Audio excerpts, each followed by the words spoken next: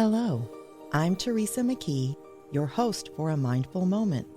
Thank you for joining me as we explore ways to increase mindfulness in our day-to-day experiences through weekly topics, expert interviews, and guided mindfulness meditations.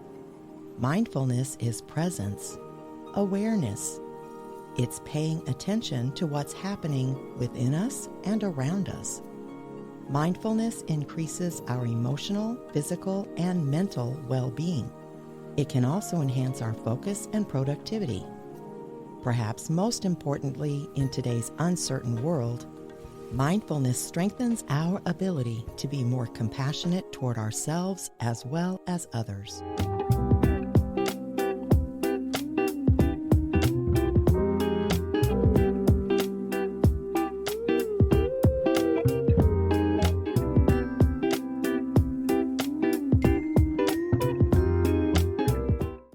I'm here today with Tom Glaser, a psychologist and life coach and author of Full Heart Living: Conversations with the Happiest People I Know.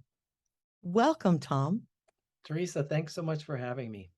Well, I love the book, and I have to say I really appreciate that you added in how to put everything into practice.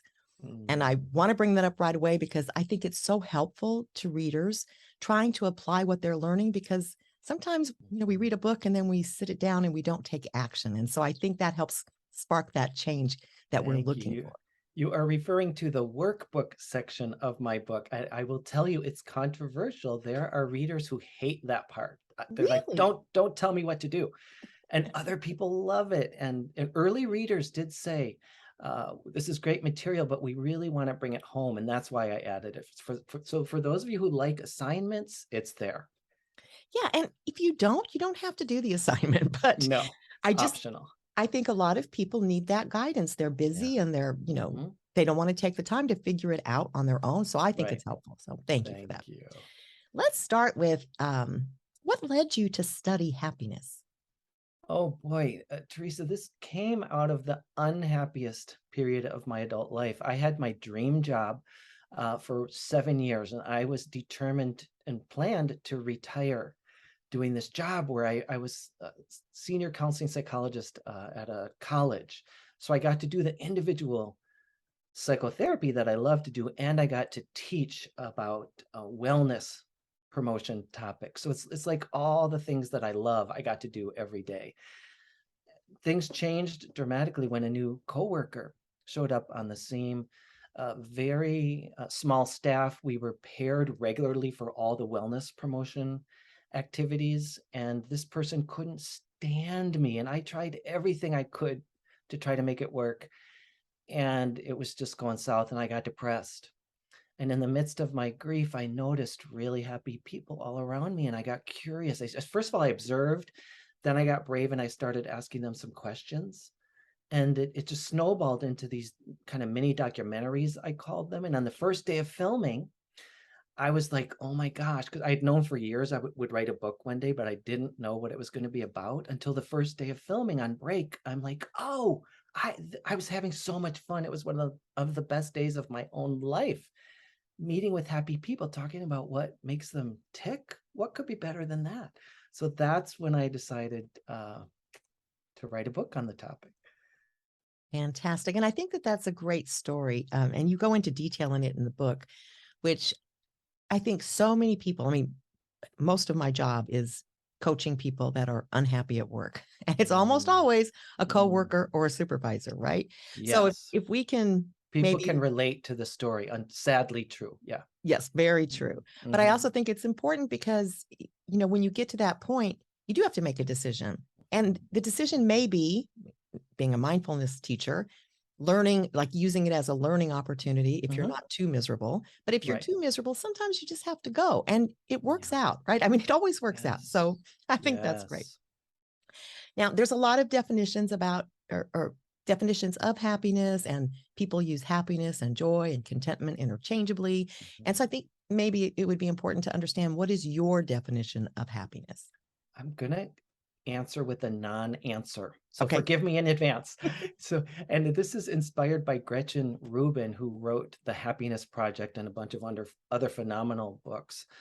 I love what she came to about this very question, because there aren't agreed upon definitions, even in science. I can't remember the number. I feel like it's like 17 or 21 definitions in science. So like nobody really agrees. And what Gretchen says is it is a subjective term, and it doesn't really matter that we can't all agree on what it is. So, and she says it's kind of like art, right? We don't have words to well describe art. Happiness is the same way, the same thing. We can't really explain it, but we know it when it's there. And furthermore, Gretchen Rubin says, it doesn't matter so much that we can't define it. It matters that we are going for it, that we're striving, that it's like a motivating force, and it seems to be universal across all cultures. All of us strive and want happiness, and there's something about that leaning toward it, having goals, that is very, very good for the human spirit. Now, I'm not talking about empty goals here, not the material things. Sometimes that can, it's not all bad, but if that's all that we're going for, no, that's not the kind of thing I'm talking about. I'm talking about striving toward a life of meaning, going toward things that bring meaning and purpose into your life. That does good, not just for the individual, but for everyone. Absolutely. Well, for people that are striving to be happy, pursuing happiness, do you think people can be happy all of the time? Oh my gosh, it's a great question. And it comes up a lot. Absolutely not, of course, is the answer to that question. And it is why I chose the title of my book, Full Heart Living, because I learned that happier people are, first of all, they're not happy all the time. What they do differently, less happy people try to resist the other times. Less happy people try to suppress and push down and avoid so-called negative experiences or emotions, and it makes them more miserable. Happier people embrace it all. So if they're sad, they're sad. They allow themselves to be sad. If they're mad, they allow themselves to be mad, on and on and on. And they know it's temporary, Teresa. They know it's not going to last forever. And if we can experience this side, we can also experience that side. If we're suppressing this side, we also suppress this side. So let it all flow. Let it flow. Yeah. And, that really does tie a lot into mindfulness, which helps Yes. people be with difficult emotions or situations. But I'm wondering how you feel mindfulness can help increase our happiness. Oh my gosh. So it's in the book. You probably remember this piece. I stumbled upon mindfulness it was either spring or fall, when I realized I'd completely missed the season. The leaves had come about, and like when I used to, at that time I was walking to work past hundreds of trees, and when did the leaves arrive? And I'm like, oh my God, I completely missed that, because I was so caught up in my mind just thinking about the day ahead or what had happened and the workday and the walk home. And I'm like, this is ridiculous. So I took an MBSR class, mindfulness based stress reduction class, and it woke me up, like just to coming into the present moment, being here now, so I can appreciate this glorious sunset, or these glorious trees that are just beginning to blossom, or that are turning the incredible, beautiful colors of the whole spectrum. So mindfulness helps me be here so I don't miss out. Again, less happier people are less mindful. Again, because they're trying to avoid so much. So again, these things generalize psychologically. If we want to avoid and suppress certain emotions, then we even though we don't mean to, we end up generalizing. So less happy people are not as in the present moment. When I'm in the present moment, I'm open to the incredible gifts of the right now. Yeah, it's amazing. And if you consider I think it's 47% of our time is habitual, which means we're not really paying attention. And then if we're trying to suppress uncomfortable feelings, now we're dipping into the other half of life that's left, right? So you really are narrowing down what you're getting to experience on both sides, Yes. the joyful and the not so joyful. Correct. Well, along those lines, Mhm. and we certainly live in a world full of distractions. So it takes practice to be mindful, but what we've just been talking about is sort of being aware, right, of the external, what's going on around us. And wondering if you can talk a little bit about the benefit of taking the time to tune in to our own feelings with what's Oh, it's going on. huge, huge. Happier people know who they are. They know what's happening in their bodies, in their emotions, in their thoughts. Because again, less happy people have less awareness of those things, and then it limits what like the choices that we can make, right? When negative thoughts or feelings that may not even be true, say about myself, come up, if I'm not aware that I'm doing that and they're not even true, I don't have the leverage to confront those thoughts and to refute them. If I know I'm thinking negatively about myself, I can go, wait a minute, is this really true? Am I really, so unattractive because I have so much less hair than I used to?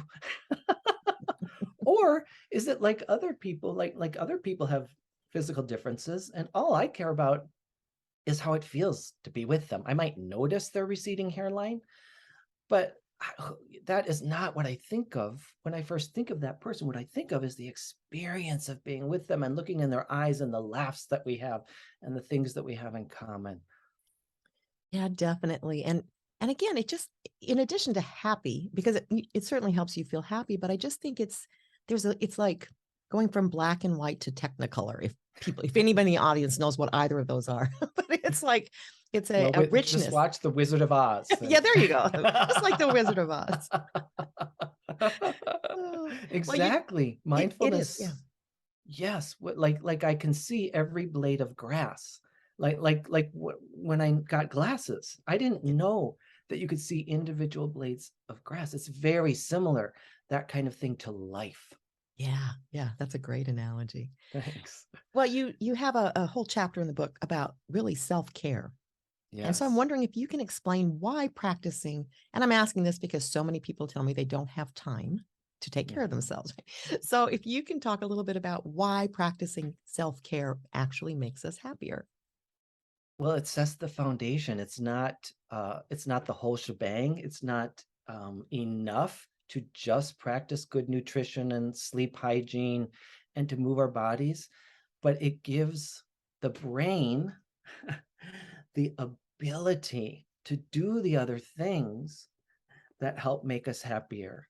So yes, if when I get crabby if I haven't eaten, if I haven't slept well, when Right. I'm not moving my body as much, like I'm more sluggish, right? It's Yeah. just naturally, this is what happens. That's our biology.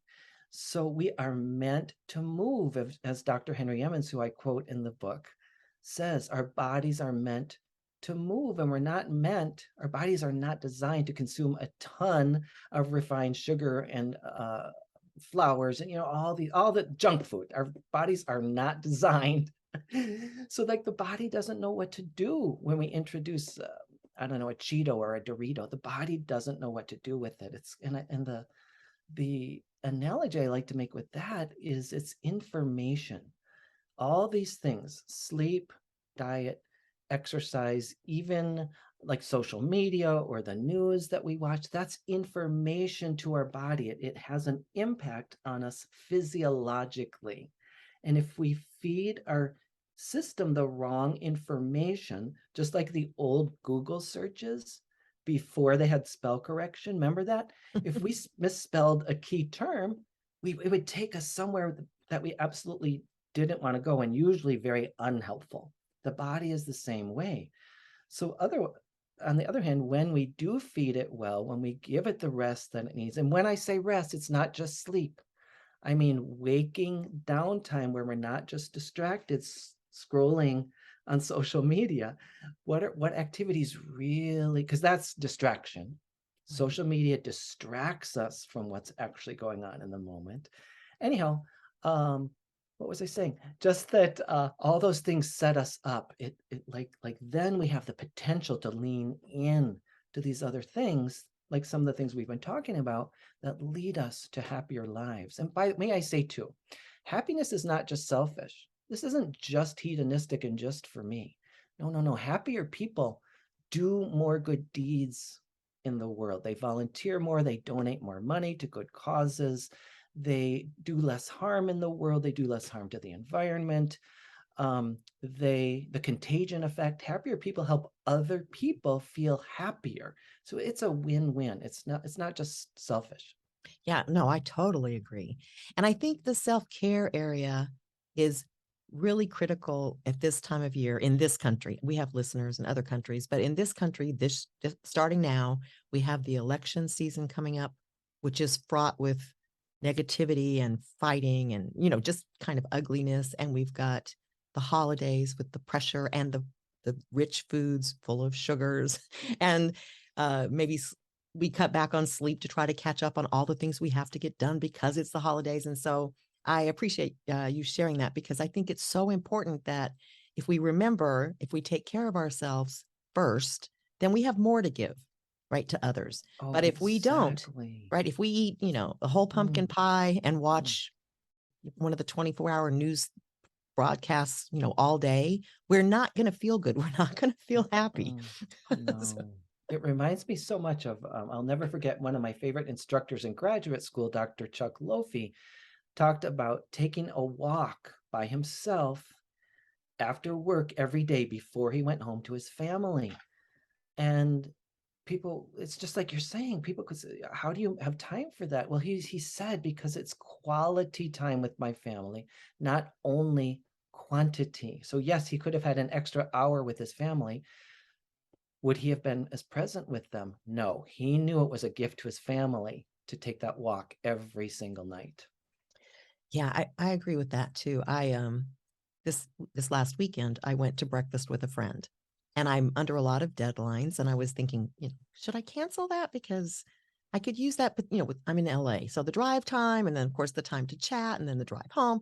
And really it's automatic for me because I practice mindfulness. It was like, okay, relationships are important to our health and happiness.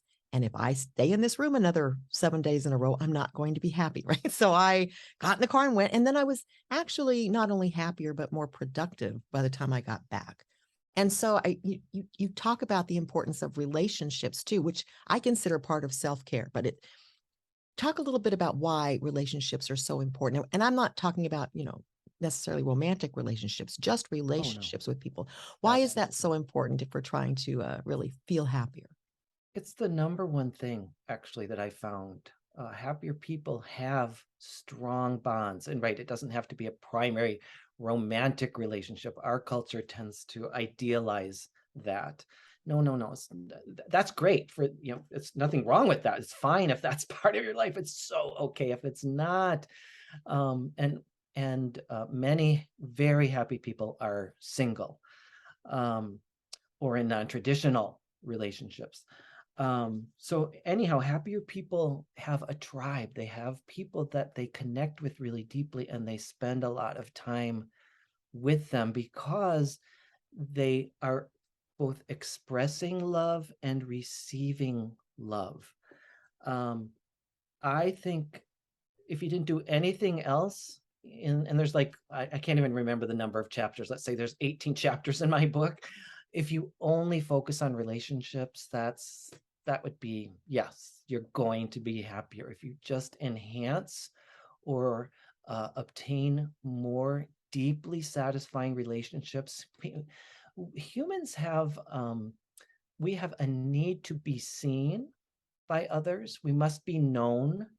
It's like the mirroring thing that a caregiver gives to an infant. It's absolutely essential. We know this, right? That the caregiver makes eye contact before the child's even verbal, makes eye contact, laughs together. It's like that we never lose our need to be seen. We absolutely must have it. It is as essential to thrive as air and water. Yeah, definitely. And if you go back to tribal times, that was the punishment, was to be ignored, right? To not be seen, to be Right. outcast. And it's Yes. very, very unhealthy for us. Yes. I can't believe how fast time is going here, but let me touch on just a couple of other things.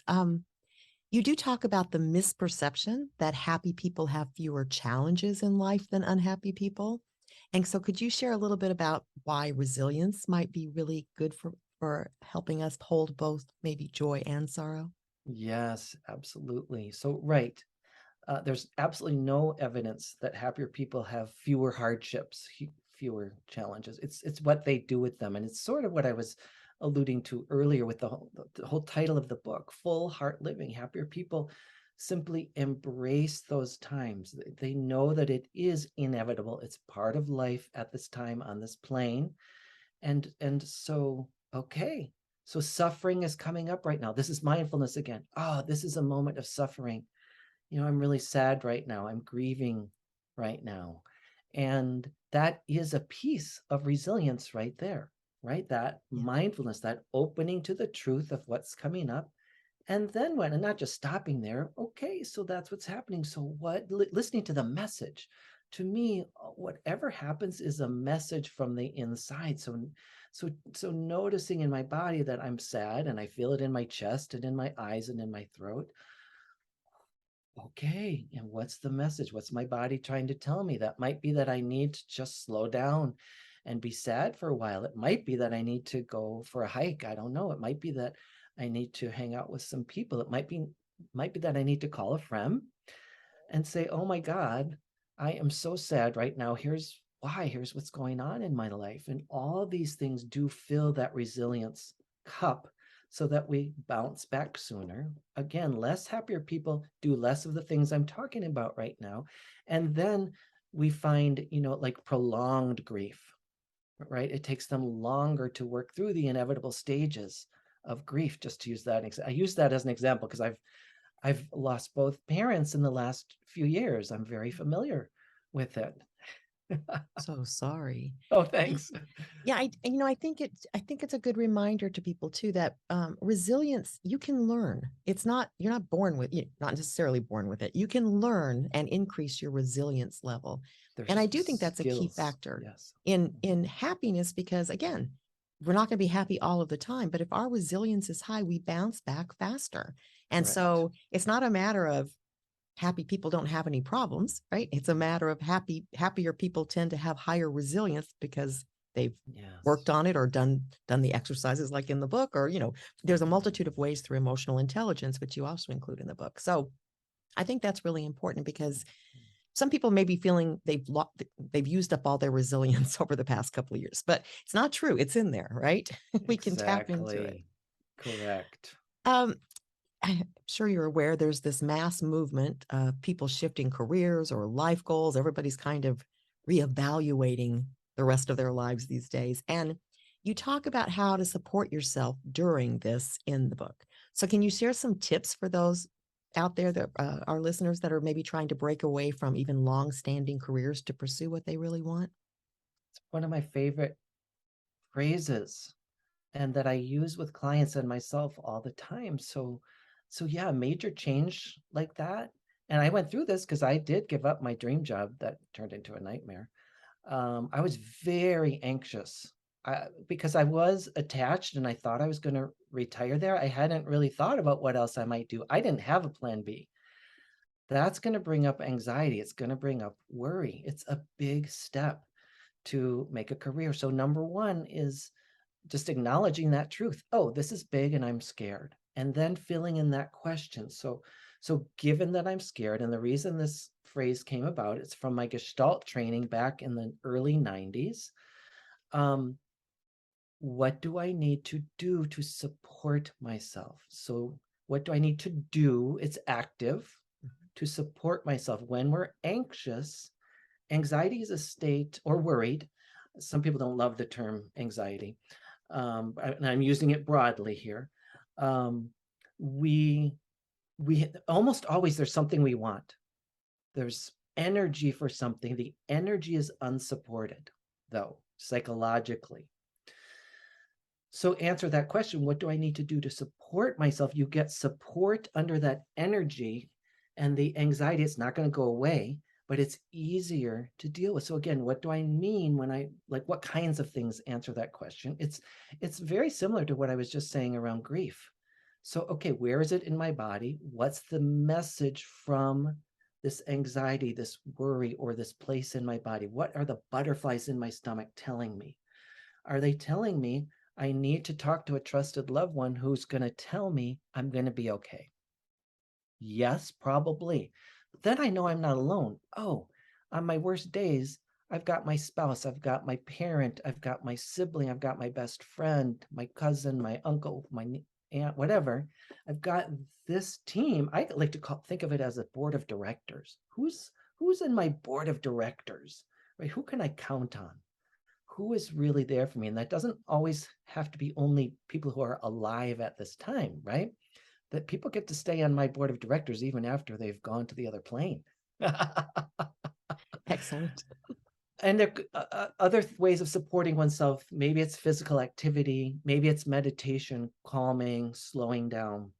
It depends on the situation and your current need. The idea is, what do I need? What do I need to do to support myself? That's wonderful. And I think it's just, again, it's critical because when people become overwhelmed, like with too many choices or not having a clear idea yet or any of that, once that fight or flight response kicks in because of anxiety or fear or, whatever, the distressing feeling of not being sure, it makes it harder to think. And we certainly put ourselves last, I think. We don't think to ask ourselves that question. Even a shorter version, what is it I need right now in this moment? What do I need? And that's part of, like we were talking about earlier, the checking in, the tuning in. Yes. And that, to me, that always is going to lead to happiness. Even if you don't get exactly what you want, it's that being aware what's going on, and then also being aware that everything passes, everything changes, and we're still fine. We're still here, right? Yes. Well, where should people go if they want to hear more about your work? Do you have a website? Yeah, fullheartliving.com, HEART, fullheartliving.com. You can buy the book there. I have a tool for enhancing relationships through conversation sparks called Full Heart Living Conversation Sparks, which includes, by the way, detailed listening instructions so that people feel heard, feel seen, and connect more deeply with themselves and others. Great. Well, we'll include a link to your book on our website at amindfulmoment.com, and people can view this interview if they'd like on our YouTube channel. And I just want to thank you so much for joining us today. I think everyone deserves to be happy, and this book is a great just process to go through to kind of help you get on track and figure out maybe you don't need help in all of the areas, but you can find the one you do need for sure, and probably a few. So, thank you so much. Thank you, Teresa. It's been a pleasure. Until next time, I encourage you to meditate daily and be mindful in all of your everyday activities. Simply bring your full awareness to the present moment to build your mindfulness skills, paying attention to every detail of what you're doing, from washing dishes to work tasks to taking a walk. Your mind will wander, and that's normal. Each time you notice it has wandered, that's mindfulness. Consider how wonderful the world could be if everyone was mindful. You can help make that happen. It all starts with a mindful moment. This podcast is part of the Airwave Media Podcast Network. Visit airwavemedia.com to listen and subscribe to other great shows like the Daily Meditation Podcast, Everything Everywhere, and Movie Therapy. We deeply appreciate your support at patreon.com/amindfulmoment. Please be sure to subscribe to A Mindful Moment and follow us on Instagram at A Mindful Moment Podcast. Visit our website, amindfulmoment.com, to access podcasts, scripts, and book recommendations. A Mindful Moment is written and hosted by Teresa McKee and/or Melissa Sims. The Spanish version is translated and hosted by Paola Tile. Intro music, Retreat by Jason Farnham. Outro music, Morning Stroll by Josh Kirsch, Media Right Productions. Thank you for tuning in. This podcast is produced by Work to Live Productions.